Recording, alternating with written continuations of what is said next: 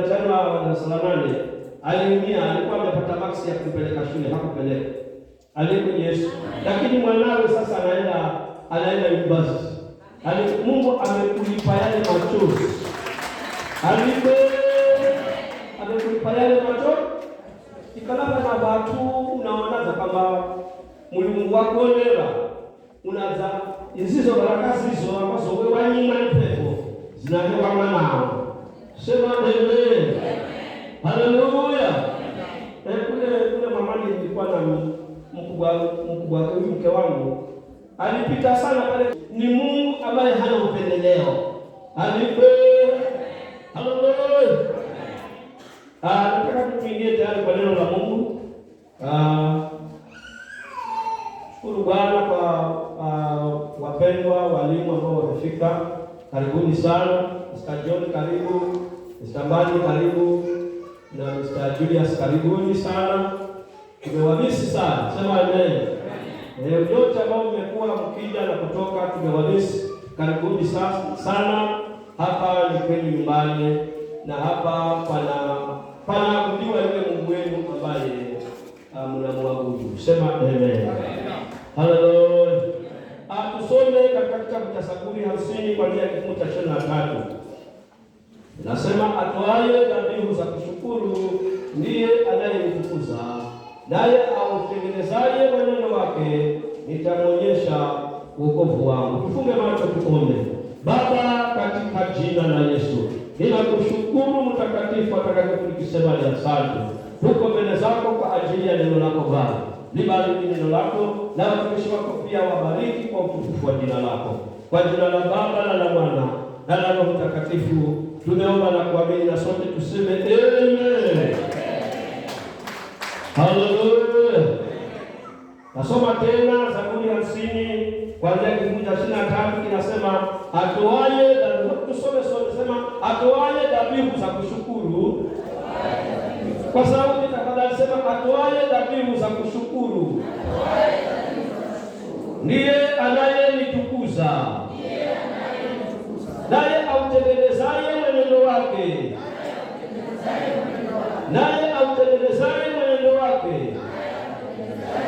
nitamwonyesha wokovu wa Mungu.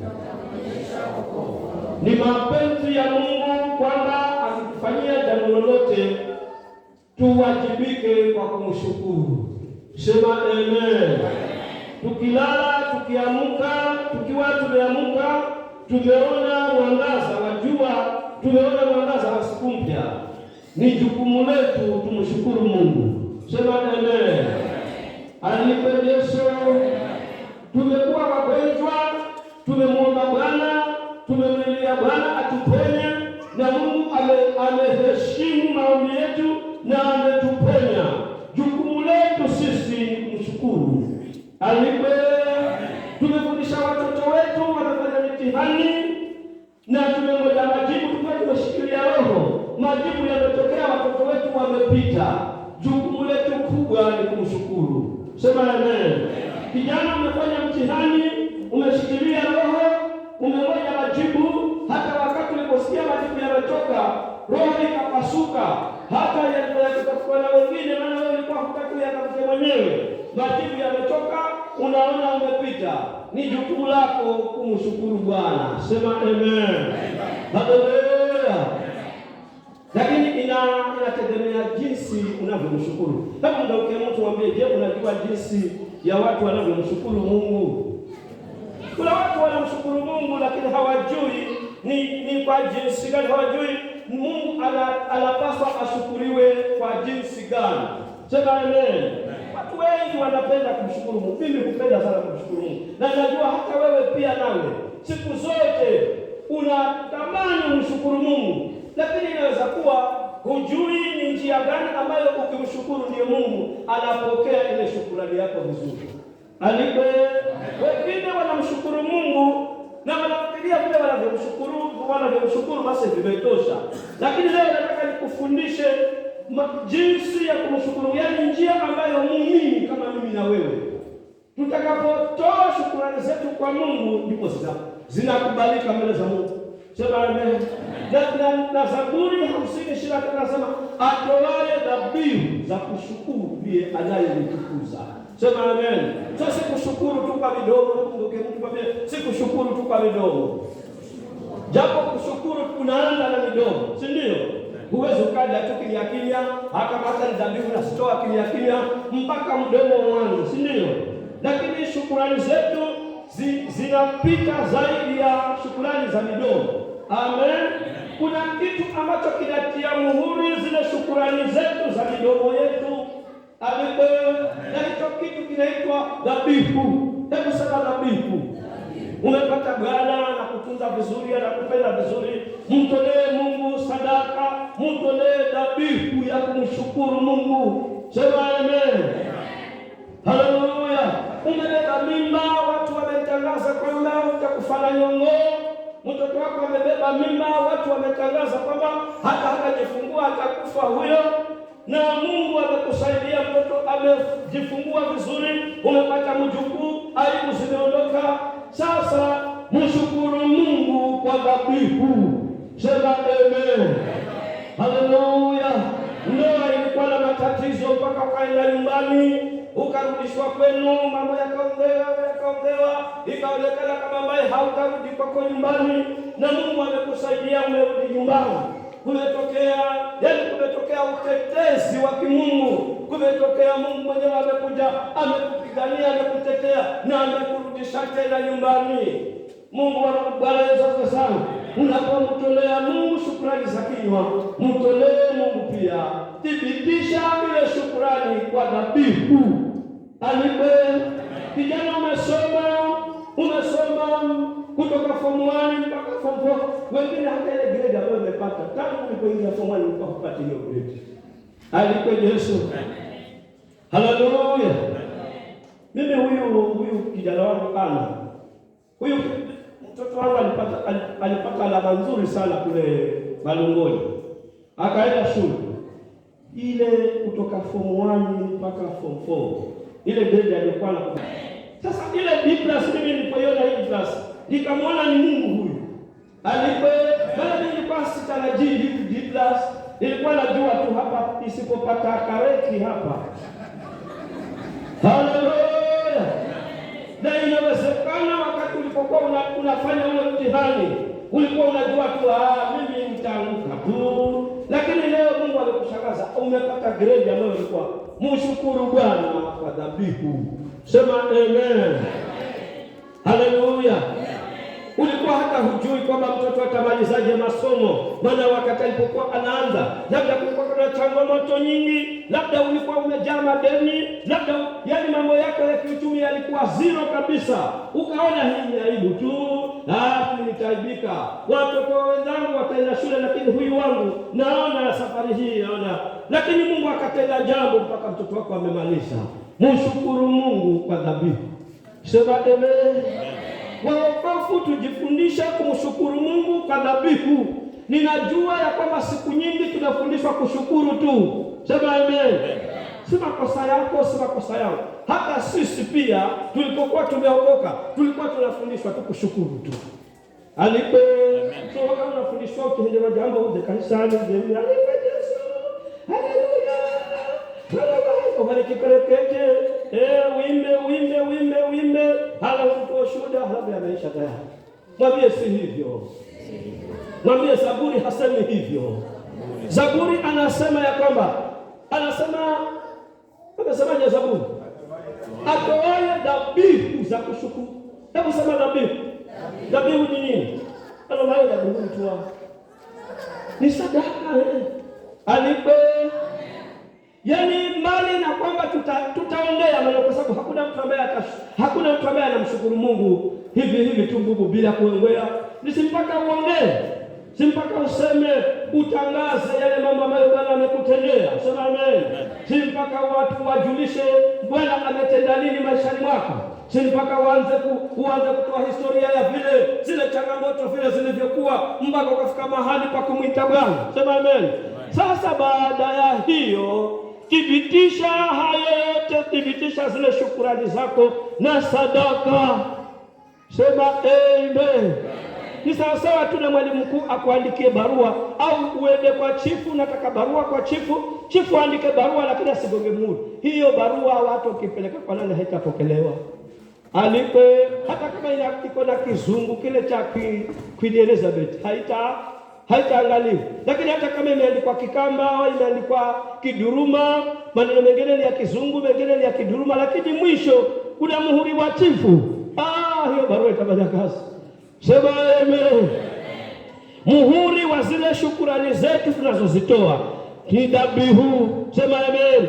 Yani dhabihu ni sadaka ya shukrani, sadaka inayotoka katika vilindi vya mioyo yetu.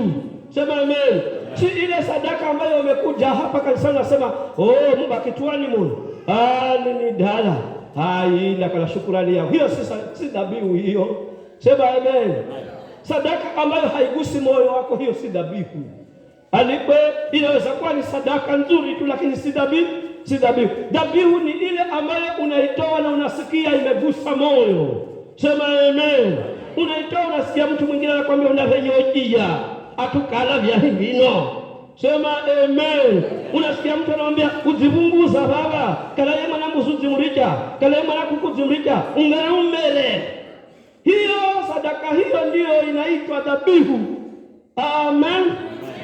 Angalia pale nyumbani umezaa watoto wako, wote ni watoto wako, lakini kuna mkubwa na kuna kitinda mimba, si ndio? Ukiambiwa lete kitinda mimba, utaleta mtoto mkubwa wewe. So dhabihu ni ile sadaka, ni yema na muvyere. Haleluya. Yani dhabihu ni ile mama ya sadaka. Sema amen. Ni ile sadaka iliyoshikamana na maisha yetu. Alipe ni ile sadaka ambayo wakati mwingine kama unaitoa unasikia mtu anakuambia usitoe hii. Hiyo ndio inaitwa dhabihu. Haleluya. Alipe Yesu atoaye dhabihu za kushukuru ndiye anayenitukuza, naye autengenezaye mwenendo wangu nitamuonyesha wokovu wake. Sema amen. Toa dhabihu za kushukuru, tengeneza pia mwenendo. Mngekemo mtu mwambie toa dhabihu za kushukuru, pia usisahau kutengeneza mwenendo wako. Alipe mama, toa dhabihu za kushukuru kwa yale mambo makubwa ambayo amekutendea Mungu. Tengeneza pia mwenendo ili Mungu azidi kutubariki. Sema amen. Kijana, endelea kutengeneza mwenendo wako ili Mungu akuinue. Alipe si wale tu waliopita mtihani ndio wanatakana watoe dhabihu. Hata unaweza ukatoa dhabihu kwa ile dii uliyoipata ukamtolea Mungu dhabihu. Alipe na kuonyesha watu ambao walimtolea Mungu dhabihu ingawaje hata Mungu hakuwa amewatendea mazuri. Walikuwa wanapitia katika majonzi, na katika hayo majonzi yao wakamtolea Mungu dhabihu, na Mungu akaiona hiyo dhabihu akawainua. Sema amen. Haleluya. Jifundishe mtu wa Mungu, jifundishe kuchochea moyo wa Mungu kwa kumtolea dhabihu za shukurani. Sema amen. Amekutendea jambo zuri, umemwomba Bwana, umebeba mimba ya miezi 9, umezaa salama, mtolee Mungu dhabihu ya kushukuru. Alipe umezaa mtoto wa kiume, mtolee Mungu dhabihu ya kushukuru. Sema amen. Kuna wenzako wanatamani mtoto wa kiume hawajapata, wakizadi ni wasichana pekee. Wewe umezaa mtoto wa kiume, mtolee Mungu dhabihu za kushukuru. Sema amen. Umezaa mtoto msichana, mtolee Mungu dhabihu za kushukuru. Alipe kuna wengi wametamani nao pia wazee wasichana ili waje wapate wakwe. Wanajua mimi sitakuwa na mkwe, maana hawa ni ndenge tupu ziko hapa. Sema amen. Wewe uko na ndenge pale nyumbani na pia uko na mbarika, mtolee Mungu dhabihu kwa hiyo. Sema amen. Meajiriwa kazi, pengine hata hukufanya vizuri kwenye mitihani, neema ya Mungu imekushukia, nawe unakula, unakunywa, unasaza kama wengine, mtolee Mungu dhabihu kushukuru. Alipe umepata bwana, umeolewa, mshukuru Mungu kwa dhabihu. Kuna wenzako wana urembo kukuliko. Sema amen. Kuna watu wamepewa fiziki, yani wamepewa kila kitu, lakini hawaolewi. Alipe mshukuru Mungu kwa dhabihu. dhabihu. Sema amen. Wewe kama unaona haya maneno yaongea, kama pengine unafikiria uliolewa tu kwa sababu ulikuwa mzuri sana, ndakoma bahu aliko Yesu, ingia hizi baa hizi, utakwenda kutawala wake warembo kukuliko, utakwenda kutawala wake wenye figa kukuliko. Hawaolewi na mtu. Amen. Ni chakula cha waume tu, waume waje wale washibe waende wabaki pale. Wewe hata huna urembo, lakini uko na Bwana. Mshukuru Bwana kwa dhabihu. Alipe. Haleluya. Wewe unafikiria watu wanaolewa tu kwa sababu eti walizaliwa wazuri? Mwambie Wewe unafikiria ulipata kwa sababu eti wewe ni mwanaume ambaye una mistari sana. Wako wenye mistari wakaoa na wakaachwa na wake zao. Kuna nalumeolewa na mistari kakigomba. Kwa kuna njina kwendalia haso wenye. Wakaleta kimpa mkono mke vivi. Mke tuye yukakare moyo kawosi. Lakini kana lume alichwa ni aje. Sema amen. Wewe hata inaweza kuwa huyo bibi yako kuna jamaa alifanya kukusaidia ndipo ukampata. Tunajua hivyo. Tunajua kuna wale wengine, kuna wale kuna vipiti boy viko hapo vinakusaidia vipiti boy mpaka ukapata. Sema amen. Sasa una nguruma pale nyumbani, lakini huyo bibi akakwambia kala fulani uwe una nyama langu. Amen. Ungemshukuru Bwana kwa dhabihu. Sema amen. Ungekuwa form 4 sahihi. Maana wakati wako ulipokuwa umefanya mtihani umepita, nyumbani hapakuwa na mipango yoyote. Lakini ukajiona milango imefunguliwa na umeajiriwa. Na umeenda shule na hata sasa umemaliza uko na cheti cha form 4. Mshukuru Bwana kwa dhabihu. Haleluya. Hukusoma mpendwa, lakini unakula, unakunywa na lolote unalotaka kulifanya unalifanya, maana neema ya Mungu imeachiliwa maisha. Mshukuru Bwana kwa dhabihu. Haleluya. Yesu walijaribu kukuondoa pale nyumbani, maana uliolewa, watu wakawa hawakupendi, wakakupiga vita mevya mbali zote zikaja ili utoke. Mungu akakuteketea taujeruhi wao. Mshukuru Bwana kwa dhabihu. Sema amen. Haleluya. Atoaye dhabihu za kushukuru ndiye anayelitukuza, naye autengenezaye mwenendo wake nitamwonyesha wokovu wa Mungu. Bwana Yesu asifiwe sana. Nataka nikuonyeshe jinsi tutatoa shukrani zetu kwa jinsi gani. Sema amen. Soma Luka 17:11 hadi 19 pale. Nataka msomaji anisomee Luka 17:11 hadi 19.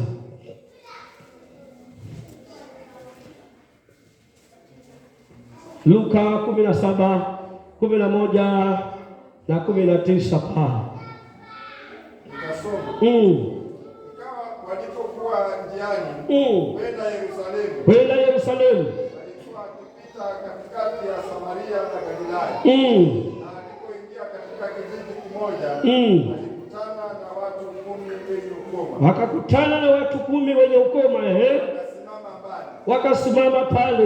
Wakapaza sauti wakisema, Yesu, Bwana mkubwa, uturehemu.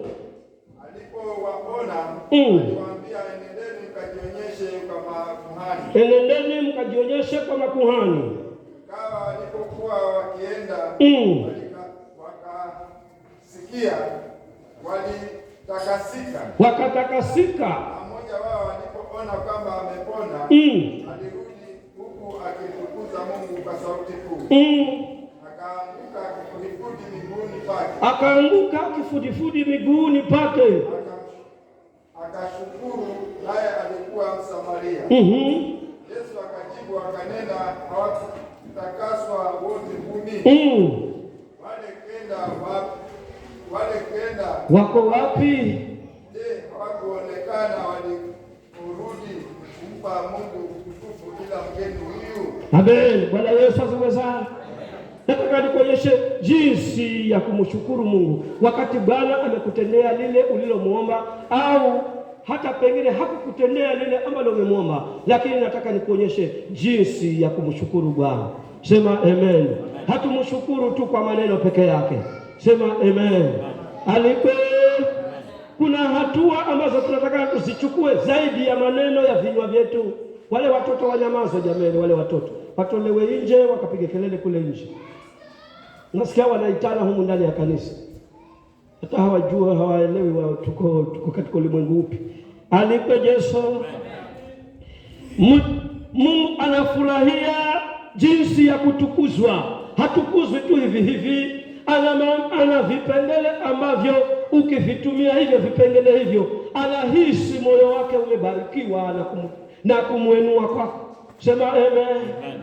Na Yesu akaongea, anasema wakati mwingine alikuwa anapita anaenda Yeriko, akakutana na hapa watu 10 waliokuwa na ukoma. Sema amen. Wakamjia yule Yesu, wale watu waliokuwa na ukoma, wakamwambia Yesu, mwana wa Daudi turehemu. Akawaambia, nendeni mkajionyeshe kwa makuhani. Maandiko yanasema walipokuwa wakienda kwa makuhani ili wakajionyeshe, wakajikuta wote wamepona. Haleluya. Yaani hata walikuwa hawajafika huko kwa makuhani, humo njiani kila mmoja akijiangalia vya tototo, akiangalia hivyo. Wengine walikuwa katika miguu huku, katika vidole huku, wakiangalia vidole vimerudi. Angine kama zinaona vivi atototo. Lakini angalia maandiko yanasema kati ya wale 10 ni mmoja peke yake aliyekumbuka kurudi kwa Yesu. Akaja na maandiko yanasema alikuja akamwangukia Yesu akamsujudi. Sema amen. Angalia kule hebu sema akamwangukia Yesu miguuni akamsujudi. Alikuwa anatoa dhabihu za kushukuru. Siku za enzi hizo za kina Yesu, walikuwa wanaoangukiwa na kusujudiwa walikuwa ni wafalme. Sema amen. Mtu aliyekuwa anaangukiwa na kusujudiwa, yaani ukimwangukia mtu na kumsujudia, ni kuonyesha kwamba huyo mtu umemtukuza mno. Ni kama kwa njia nyingine unamwambia wewe ndiwe Mungu wangu, wewe ndiwe tegemeo langu. Na njia nyingine ni kama unasema mali zangu zote ni zako wewe, uhai wangu huu wote ni wako wewe, utimilifu wangu wote ni wako wewe. Sema amen. Kumbuka watu hawa walikuwa hawaoni, walikuwa wamezaliwa vipofu, wangepata wapi mali? Na kuuliza kama hawa wangekuwa wana macho yao wanaona, na wao wana ng'ombe, sio wangepeleka ng'ombe kwa Yesu? Sio wangepeleka mbuzi kwa Yesu? Sio wangepeleka pesa zao kwa Yesu? Lakini angalia, hawa watu wamezaliwa vipofu. Hawakuwa na wakati wa kuchuma mali, hawakuwa na wakati wa kufanya biashara, hawakuwa na wakati wa kwenda masokoni. Akajua ya kwamba sina kitu, lakini huu mwili wangu unaenda kumsujudia Yesu. Maandiko yanasema yule kipofu Msamaria si kipofu, ni yule mwenye ukoma. Sorry, confused na vipofu. Yesu walikuwa wakoma, walikuwa watu 10 wenye ukoma, lakini mmoja alikuwa ni Msamaria. Na kumbuka 9 walikuwa ni Wayahudi, yaani 9 zilikuwa ni mbari za Yesu, maana Yesu alikuwa ni Myahudi, lakini aliyerudi kutoa shukrani alikuwa ni yule Msamaria. Na wakati huo wa Samaria na Wayahudi walikuwa unajua ni rahisi sana mtaifa kutoa shukrani kuliko mjeshi. Ni rahisi sana mtaifa afunge ng'ombeni, ajivirike musukani, kwenda shukuru mugangawe yeye wamuhoza, kwenda shukuru muzukawe ono wamfanyira maneno. Ni rahisi sana mtaifa kufunga ng'ombe, kufunga mbuzi, kuyivirika bakwe musukani, kuyivirika bakwe mbirani kwa bagomba maneno gajisikirwa kuliko Yesu navirika maneno hikeye kanisani. Haleluya. Ni rahisi sana mtu ambaye hakuokoka, ni rahisi sana mtu anayeabudu sanamu, ni rahisi mtu aliyejaa ushirikina kukumbuka ya kwamba nilienda mzimuni nikaongea maneno yangu kwa mizimu yangu ikanisikia, napeleka ng'ombe pale mzimuni, napeleka sadaka ya shukrani pale kwenye kaburi la sababu yangu, maana nilienda pale nikaongea maneno na maneno kuliko mwokofu yeye anapenda tu sadaka ya midomo peke yake. Sema amen. Atoaye dhabihu za kunishukuru. Hebu sema atoaye dhabihu za kushukuru ndiye anayenitukuza. Pengine zamani tulikuwa tunatoa tu maneno tu peke yake, tulifunzwa hivyo. Tulikuwa tuko wachanga kidogo, sasa ni lazima tukue. Hebu ngeuke mtu mwambie kuwa sasa, komaa sasa. Sema amen. Furaha ya Mungu ni aone umeleta kitu ambacho kimekugharimu, ambacho ni dhabihu kwa sababu ya yale aliyokutendea. Furaha ya Mungu ni aone umeleta kitu cha thamani kwenye madhabahu yake ambacho kimegharimu sana, kimegharimu moyo wako. Amen. Kimegharimu mfuko wako, kimegharimu uchumi wako, na umekileta kwa madhabahu yake. Ndio anathibitisha ya kwamba ndani kuna shukrani. Sema amen. Amen. Watu hawa 10 wenye ukoma wakaja kwa Yesu, wakamlilia Yesu, Yesu turehemu, sisi tumetengwa. Maana zamani ulikuwa ukiwa na ukoma unatengwa na kijiji chako, unatengwa na watu wa familia yako, tena unafungwa kengele. Kama unatembea hivi ngede, watu wanajua yeye mtu wa mahali ufika hivyo, unavikirwa wali kwa vitakani. Kama unaenda mazini ngede na maneno unateremka mazini, unaenda kanwe mazi, unavikirwa mazi kuko. Hukutani na mama yako, hukutani na baba yako, hukutani na ndugu zako. Yaani siku hizo ukoma ulikuwa hauna madawa, ulikuwa kama huu ugonjwa wa corona. Wakati juzi tu tulipokuwa corona imekuja, ilikuwa kama mtu wako yuko na corona, anaenda kuwekwa chumba peke yake. Hata wewe mama mzazi, kama ni mtoto wako uruhusiwi kumwona. Wewe baba uliyemzaa mtoto huyo, kama ni mume wako, wewe mke huruhusiwi kwenda muone. Kama ni mke wako, wewe bwana huruhusiwi kwenda muone. Ndivyo walivyokuwa watu wa ukoma nyakati hizo. Walitengwa na familia zao, walitengwa na makanisa yao, walitengwa na watu wa jamii yao. Walikuwa watu ambao wanaishi maisha ya upeke. Amen. Na huyu Samaria alipokuwa anaenda kujionyesha kwa makuhani pale njiani, alipoona ya kwamba amepona, hata hakufika huko kwa makuhani, akarudi, akaja akamwangukia Yesu, akamsujudia Yesu, akamwangukia miguuni. Yaani kwa njia nyingine alikuwa anatoa dhabihu za kushukuru. Maana mtu huyu alikuwa hana mali, lakini mali ilikuwa ni hiyo maisha yake, mali alikuwa ni yale magoti yake. Sema amen. Akasema mimi kile ambacho ni cha thamani maishani, nilicho nacho ni haya maisha yangu, naenda kuanguka miguuni mwa Yesu, nimsujudie, nimwambie Bwana nakushukuru, umeniponya. Sasa ninaweza nikachangamana na watu wa jamii yangu, sasa ninaweza nikaheshimika mtaani. Akaanguka miguuni, akamsujudia Yesu. Sema amen. Na Yesu akauliza, akasema, walikuwa ni wangapi? Si mlikuwa 10 ninyi? Wale 9 wako wapi? Haleluya. Kifungu cha 15 kinasema, na mmoja wao alipoona kwamba amepona, alirudi huku akimtukuza Mungu kwa sauti kuu. Sema amen. Kuna watu wamepita hapa na hata hawajamtukuza Mungu, ni mama zao ndio wamemtukuza Mungu. Wao wameozi na kwamba neka na milomo. Hili nikuzi grade ya la kwa Mungu kweli, hebu waenda hewa gom. Pambe watapata kweli na hebu waenda hewa gom. Mala yeri ona manya hii grade yangu ya la kwa Mungu. Kanyamala zikana tarajia tu angi sana baba aza mshuhudie Mungu. Tara twamba wapata zikana tamani zikana na tarajia na aze aime baba ambe hata ingawa jamaa kakangre chochoto, lakini certificate ya bomboni nayo. Lakini ambe kalomo bu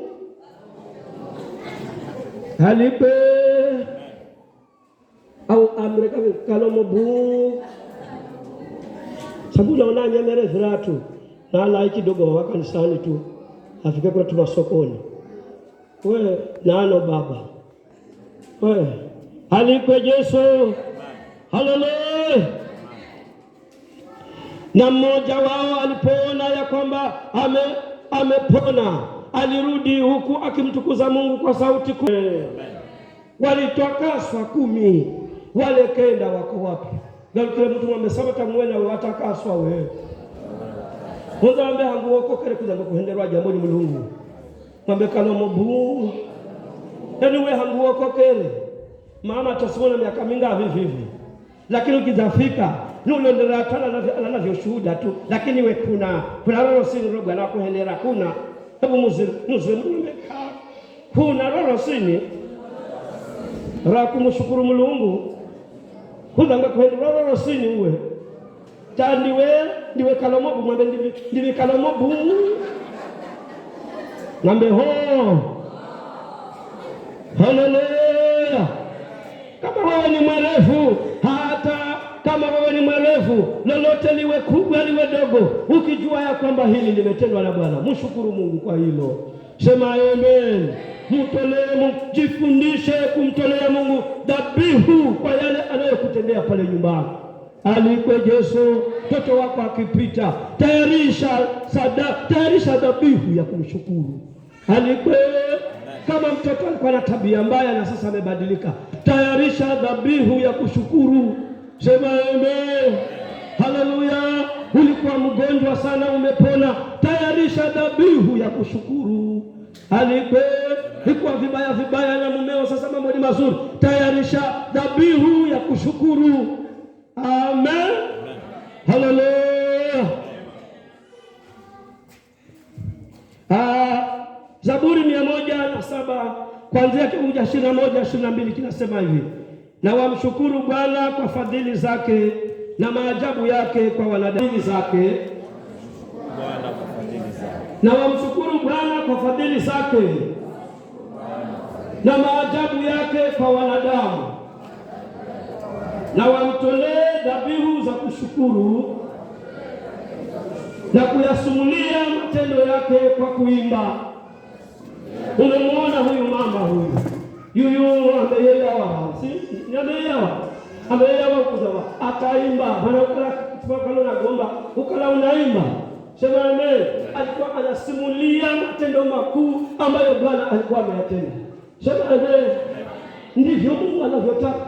Utikala mtu wazima, unamwangala sa Mulungu bawe. Umunombariani wewe, nusema ngombariani wewe.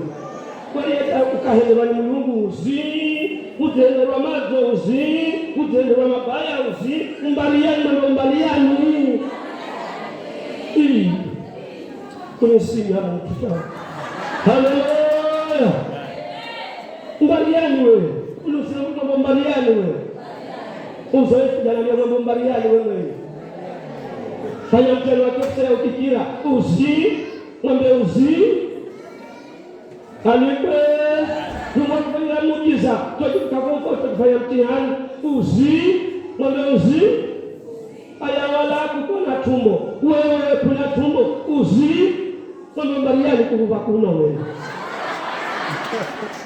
Haleluya. Mbariani jingawe. Haleluya. Bwana Yesu asifiwe.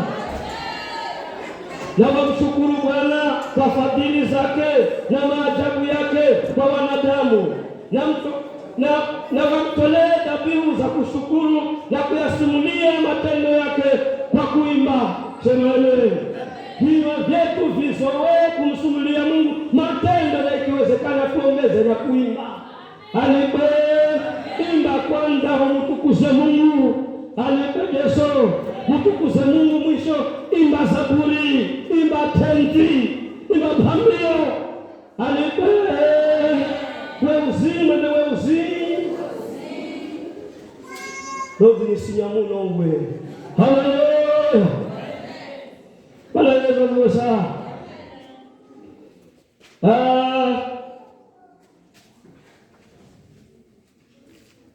Ni maeneo gani tunataka tushukuru?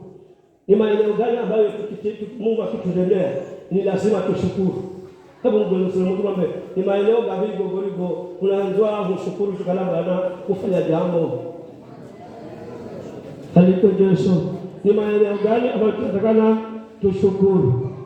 Nasoma Waefeso 5:18 mpaka kifungu cha 20 kinasema, tena msilewe kwa mvinyo ambamo mna ufisadi, bali mjazwe Roho, mkisemezana kwa saburi na tenzi za nyimbo za rohoni, huku mkiimba na kumshangilia Bwana mioyoni mwenu na kumshukuru Mungu. Kifungu cha 20 sasa kinasema na kumshukuru Mungu Baba. Hebu tusome hii sote, kifungu cha 20 tusome sote. Sema na kumshukuru Mungu Baba kwa sauti tafadhali. Sema na kumshukuru Mungu Baba siku zote kwa mambo yote katika jina lake Bwana wetu Yesu Kristo. Haleluya. Ni maeneo gani ambayo tunatakana tumshukuru Bwana?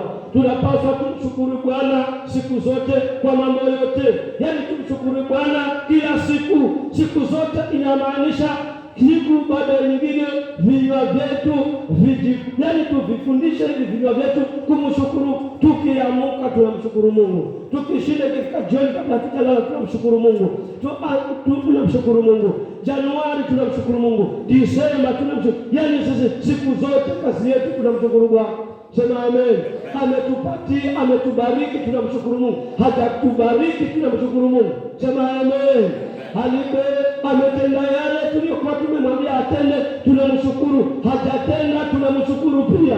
Sema amen. Haleluya. Yaani sisi hatuna sababu ya kutoshukuru. Sisi tunashukuru. Tuko wazima tunamshukuru. Hata tukiwa wagonjwa pia tunamshukuru. Haleluya. Tumependwa tunamshukuru. Hata tukikataliwa tunamshukuru Mungu kwa hiyo. Sema amen. Haleluya. Kifungu cha 20 ninakipenda bana. Anasema ya kwamba na kumshukuru Mungu Baba siku zote kwa mambo yote katika jina la Bwana wetu Yesu Kristo. Sema amen. Mwokofu ambaye anampendeza Mungu ni yule ambaye amejifunza kumshukuru Mungu kwa mambo yote. Amen. Mtoto wako ameanguka mtihani, mshukuru Mungu, maana kuanguka mtihani si mwisho hakufa huyo mtoto, na haimaanishi kwamba huyo mtoto hatabarikiwa. Huyo mtoto atakuja barikiwa. Sema amen.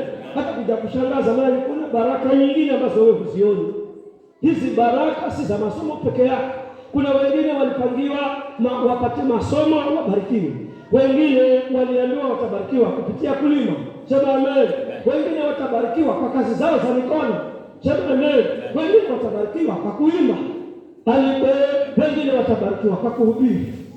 Amen. Hakuna mtu ambaye hapa hatabarikiwa. Hakuna mtu hapa ambaye Mungu hamwazii baraka. Kila mmoja amebeba baraka za Mungu. Sema amen. Lakini inategemea vile utakavyoziona hizo baraka. Wengine hawazioni zile baraka. Chanzo cha baraka zetu ni kumshukuru Mungu. Kulimshukuru Mungu alitomwambia kwa mshukuru siku mwenda. Kila mmoja anafumuka tabashe.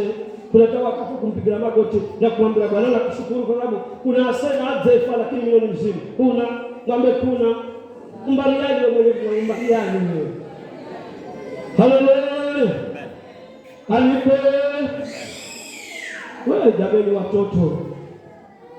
Paulo anaongea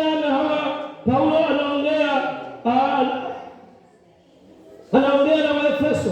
Anawaambia tena msilewe kwa mvinyo ambamo mna ufisadi, bali mkajazwe Roho. Waliojazwa na Roho ndio wanajua siri za kumshukuru Mungu. Sema amen. Unajua ni kwa nini wewe hata hauoni? Yaani wewe unaona zile mali ambazo au zile biashara ambazo unafanya unafikiria ni kwa bidii zako tu.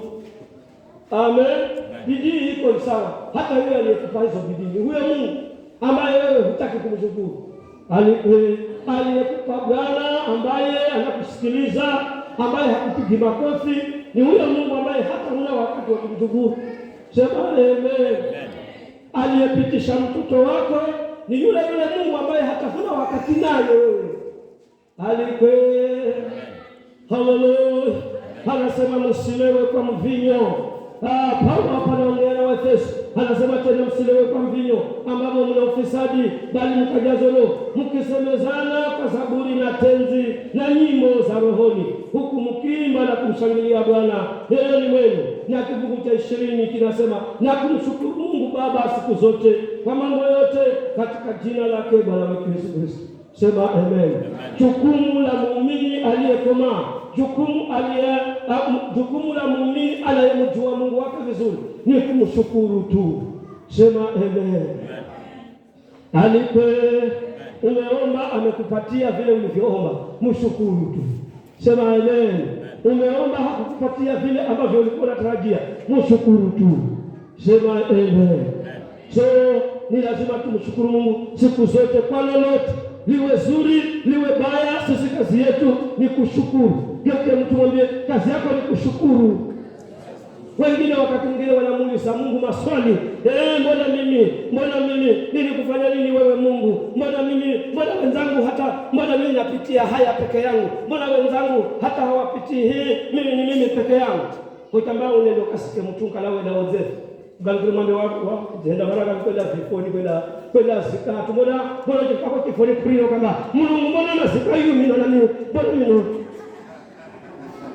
alipo na kila kitu kinataka kiende kama shamba kauze. Mbona mimi pahe? Mbona mama fulani barikiwa, lakini mbona ninasema hivi teka ukenda kifoni kama teka mimi mbona nasika yuno na bola kama mbaliani mbaliani. Haleluya. Sema amen.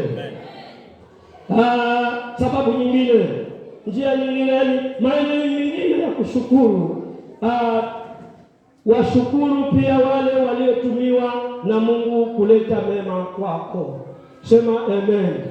Jifundishe kushukuru wale watu ambao wamekufanya umefika pale ulipofika. Alipe Yesu. Shukuru Mungu, jifundishe kulishukuru ile kanisa ambalo limekupigisha hatua kufika pale ambapo umefika. Sema amen. Washukuru wale walimu ambao wamekufundisha hata umepata grade ile ambayo umefika. Sema amen. Mzazi, shukuru wale walimu waliobeba mtoto wako hata wamepata grade ambayo amepata yule mwanao. Kama singalikuwa ni walimu wale, mtoto wako hangepata hiyo grade. Alipe. Shukuru yule mchungaji ambaye amesimama na wewe kwa maombi mpaka umefika hapo ambapo umefika. Alipe Yesu. Kuna sisi kwa sababu ya ule binadamu tunasahau haraka sana. Alipe Yesu. Hasa tunasahau wale ambao walitumiwa na Mungu. Yaani walikuwa kama ngazi, wakatupeleka mahali, baadaye tunasahau. Alipe Yesu. Ni rahisi sana kusahau yule mtu aliyekubeba mpaka ukafika pale ambapo umefika. Ni rahisi sana kusahau lile kanisa lililokubeba mpaka ukafika pale ulipofika. Sema amen. Ni rahisi kumsahau yule mchungaji aliyekubeba mpaka umefika pale ambapo umefika. Sema amen. Ni rahisi hata kusahau lile dhehebu lililokubeba mpaka umefika pale ulipofika. Ni rahisi sana kusahau. Ukafikiria labda ni kwa sababu ya haki zako, ni kwa sababu ya vile ulivyo na Mungu. Sema amen. Alipe. Tuingie kwa maandiko, nitakuonyesha kwa maandiko ya kwamba imetupasa kuwashukuru wale ambao Mungu amewatumia kuleta mema maishani mwao. Tukisoma katika kitabu cha Esther 6:1, sitasoma lakini nitaongea kwa sababu ya wakati. Pale sana utasoma mwenyewe, neno utasoma Esther 6:1. Pale tunamuona Mordekai pale. Mordekai alikuwa ameingia jumba la mfalme. Na alipokuwa pale kwenye jumba la mfalme, siku moja tukapangwa njama za kumwangamiza yule mfalme. Si unajua wale wakubwa wakati mwingine wanawindwa kupitia hawa watu ambao wamewazunguka hapa. Kisikia rais amekufa, wengine ametiliwa sumu. Wale waliofanya hayo mambo ni wale waliomzunguka. Sema amen. Ukisikia rais amependuliwa, wale waliofanya hiyo kazi ya kumpendua ni yale matemedali waliomzunguka. Sema amen.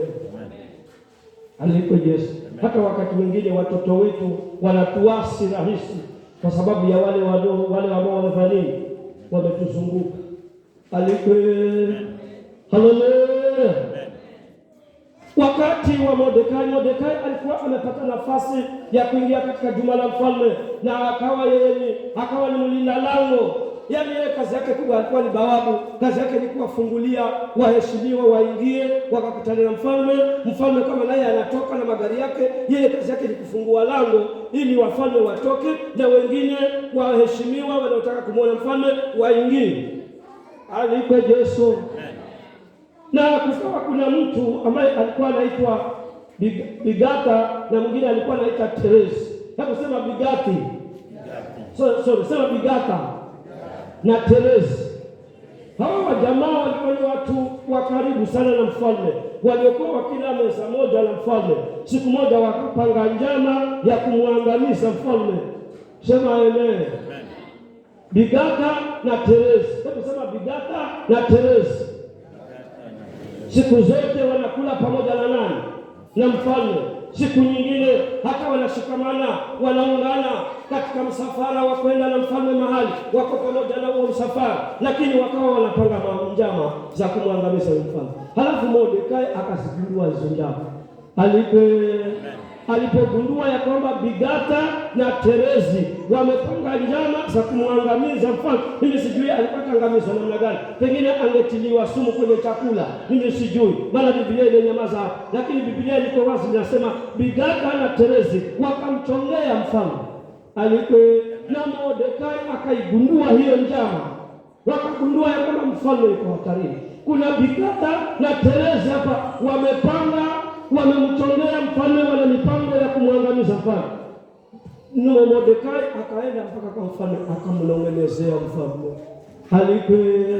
Unajua nini mfalme asijui kitu?